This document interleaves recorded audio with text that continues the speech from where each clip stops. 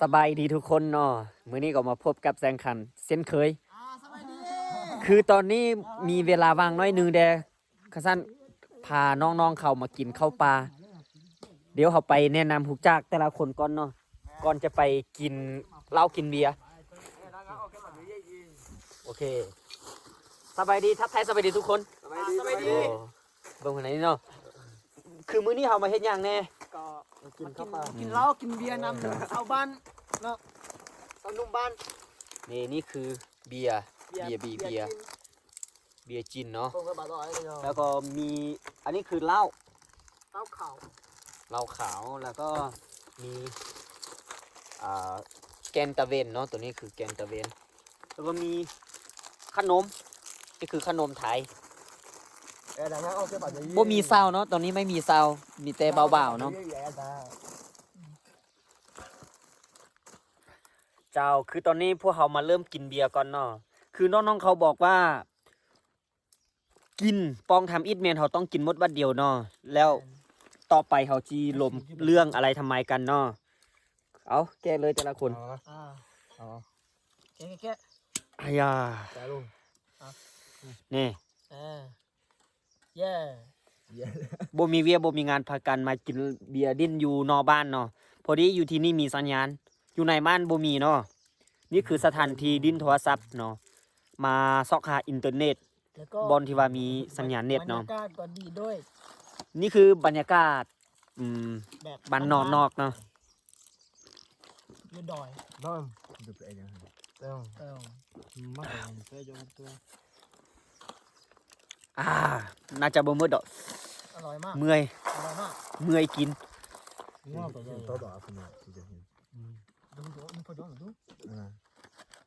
Donc, on a mis ça, je n'ai pas.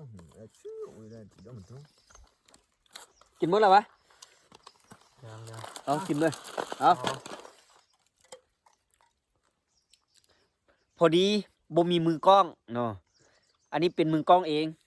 เนาะเบิ้งหนึ่งจับเบิ้งหนึ่งกิน อาเป้ยูทูบพี่ห้อย คือตอนนี้ในขณะที่พวกเขากินเหล้าอยู่เนาะคือค่อยเอ็นจิไทยบรรยากาศอยู่ออมคำให้เบิ่งน้อยหนึ่งเนาะซึ่งเป็นแนวใดนั่นก็ไปติดตามไปนำกันเลยติดตามไปยาวๆเด้อพี่น้องนี่คือบรรยากาศ นี่คือภูพุ่นเป็นแนวใดคากอยู่หวะนี่อันนี้คือสวนของชาวบ้านเขาเนาะสวนชาวบ้านเขาจะมาปลูกข้าวพูน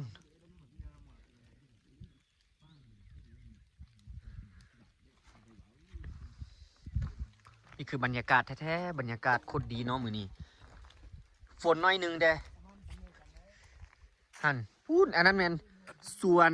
หรือว่าไฮเนาะเข้าไฮของชาวบ้านเขา นี่คือรถจักรของข้าพเจ้าเอง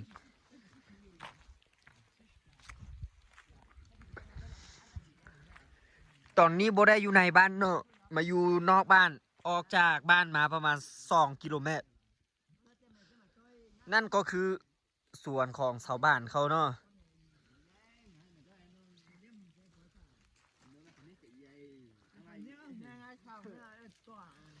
นี่คือน้องๆเขากำลังกินอยู่นี่คือกกไม้งามที่สุดเนาะกกไม้ประมาณอายุก็2,000 กว่าปีแล้วไม่รู้เหมือนกันว่าได้กี่ปี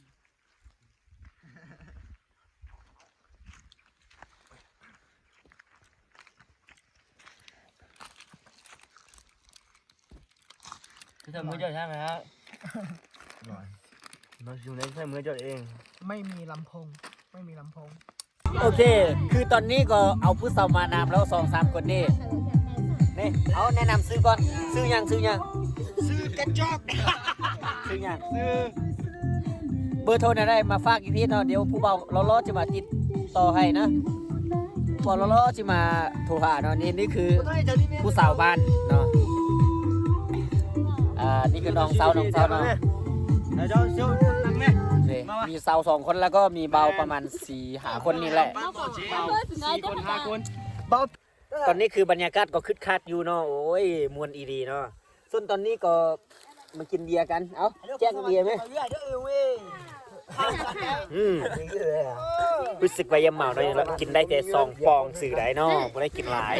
ก็เมาแล้วโอ้ยเนาะเป็นยังไงเจ้าคือตอนนี้ก็เอามาอีกแล้วผู้สาวเนาะนี่คือสาวเฮ้ยเริ่มนี่เป็นโอ้ยนี่คือผู้สาวบ้านสาวใหญ่เนาะนี่คือแฟนของเขาเนาะไม่ใช่แฟนผมครับ นี่คือทางหลังก็มีสาวด้วย2-3 คนนะทางหน้าไม่ไทยหรอ 하재 너 처음에 하재 참무 네 아니 처음에 하재 콩아 잠을 오ผู้สาวนี่ก่อนเนาะใจดำแท้ขี้คุยอีด้วยเนาะก็ไม่เป็นไรเดี๋ยวสิแนะนำให้นี่คือผู้สาวบ้านนี่คือแฟนผมเด้อ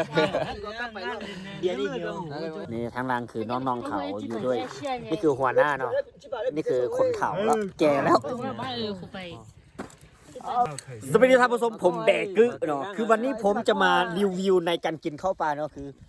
นี่แมนผมผู้เบาเวียงเอามานำแล้วคนหนึ่งเนาะฮัลโหล ผู้บ่าวบับแบ้ก็มี ไม่รู้จะไหนใจ บับแบ้เนาะ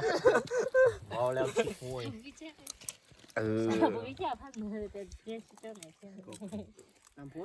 ผู้สาวนี่ก็จะขี้อายแท้เนาะโอเคคือตอนนี้เขาก็มารีวิวบรรยากาศในการกินข้าวปลาเนาะนี่คือเบียร์แล้วก็ข้าวปลาขนมคือข้าวปลาห้วยนี่คือขนมจีนกับเบาๆสาวๆแล้วก็คือค่อยเองก็เป็นคุณยายนำเขาเนาะ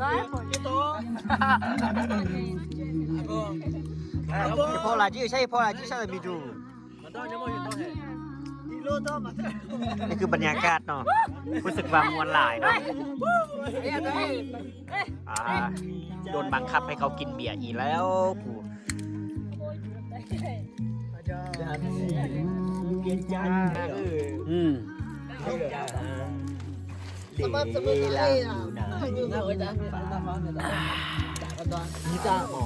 โอเคนี่คือคนชาวบ้านเนาะคือเพิ่นบอกว่ามาขอกินขนมมาสั่นเข้ามายอกดิก็เลยเอาขนมให้เอาขนมให้เขาเนาะ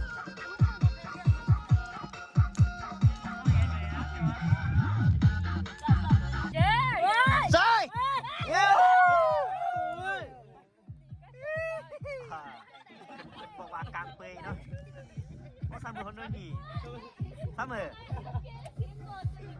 กลางเปยมาตัวข้าเก็บมือเว้ยกำมือแม่ซ้ำมือ我ซ้ำมืองั้นจะเฮ้ยงั้นจะเฮ้ย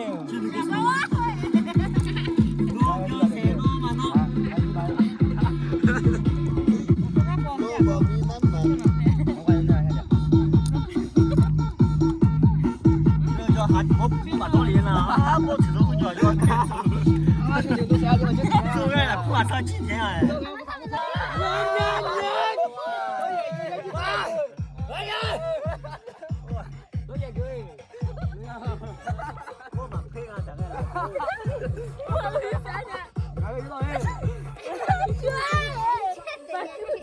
我才丢的，然后把标拆了，这黑路啦。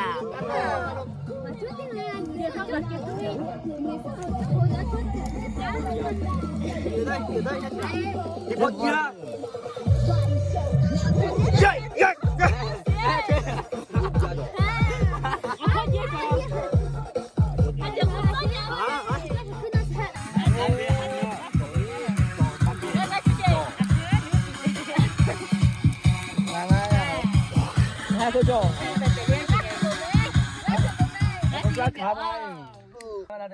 คือตอนนี้เห็นว่าหลายๆคนก็กินเหมาแล้วก็เขาก็จะแจกยาซุปเนาะ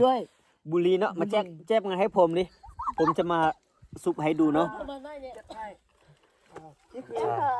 บุรีเราเนาะนี่คือบุหรี่ลาวเป็นจังได มาลองกองแกงมาลองกองแกงงงเงในชีวิตเธอ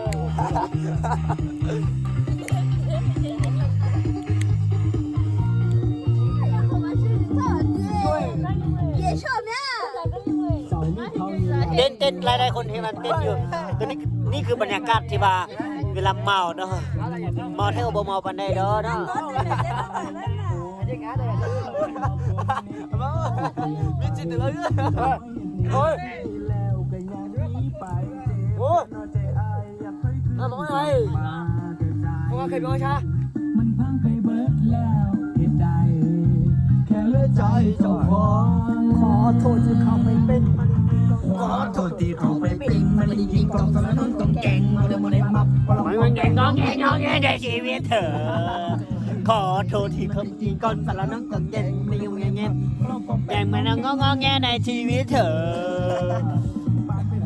มอนเธอ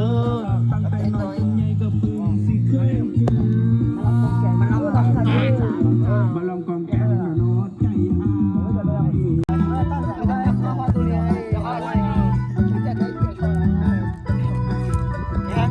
ก็บอกว่าก็ไปยังไงไปยังไงก็เลยอยู่ กาสร้างสรรค์ทำจอบผ่านวิดีโอคอล กิโลเมตรช่องคน ตามช่องไทยวิดีโอคอล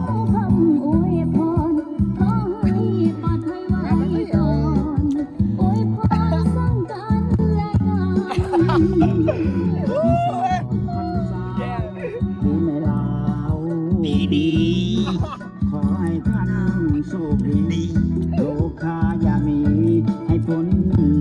ผ่าน ไอ้ช่วยชิวอีบ้านการเล่นเต้นเองสิไม่จริงหรอไม่หรอนะ ปีใหม่ขอให้ทุกท่านพ้นเหตุการณ์ ชิวมันได้ใหญ่ คือตอนนี้ก็พ่อกับบรรยากาศก็คือว่ามวนซึนไปไล่สมขวัญแล้วก็เห็นว่าหลายๆคนก็กินเมาแล้ว โค เนาะ วิด19แล้วก็เขาก็มาเปิดเพลงโควิด19มาฟังนำกันอีก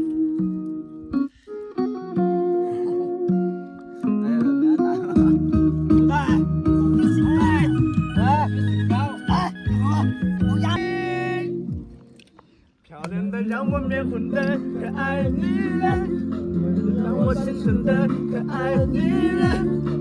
让我感动的可爱女人，爱的让我疯狂的可爱女人，让我感动的可爱女人，爱的让我疯狂的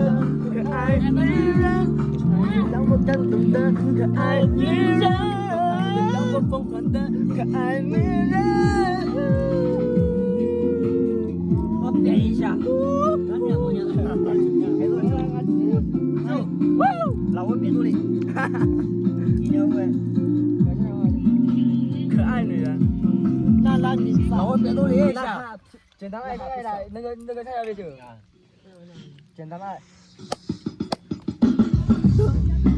还有一点感觉吧，讲啊，说不上为什么我变得很主动。若爱上一个人，什么都会记。18你们2个这个可以打呀。不上为什么我变得很主动。若爱上一个人，什么都会记得其中。我想大声宣布，对你一不舍。 เจ้าตอนนี้คือผู้เขาก็เห็นว่าหลายคนก็กินเมาแล้วอีโบดอนเขาก็สิจดได้กันกินเหล้านี่เนาะสำหรับคลิปนี้เขาสิบ่มีหยังหลายเท่านี้ก่อนเนาะมีอีหยังแล้วเขาสิไทยให้เบิ่งในทีหลังเนาะคลิปต่อคลิปต่อไปแต่ให้เบิ่งคลิปต่อไปเนาะความจริงแล้วอันนี้บ่ได้ตั้งใจมาถ่ายรูปเนาะเห็นว่าโอ้อันนี้มาดิ้นโทรศัพท์มาหาบอลที่ว่ามีสัญญาณก็เลยน้องๆเขาเอาเหล้าเอาเบียร์มานำก็เลยมานั่งดิ้นเข้าซื้อได้เนาะความจริงคือแบบนี้แหละชีวิตจริงของอันน่ะ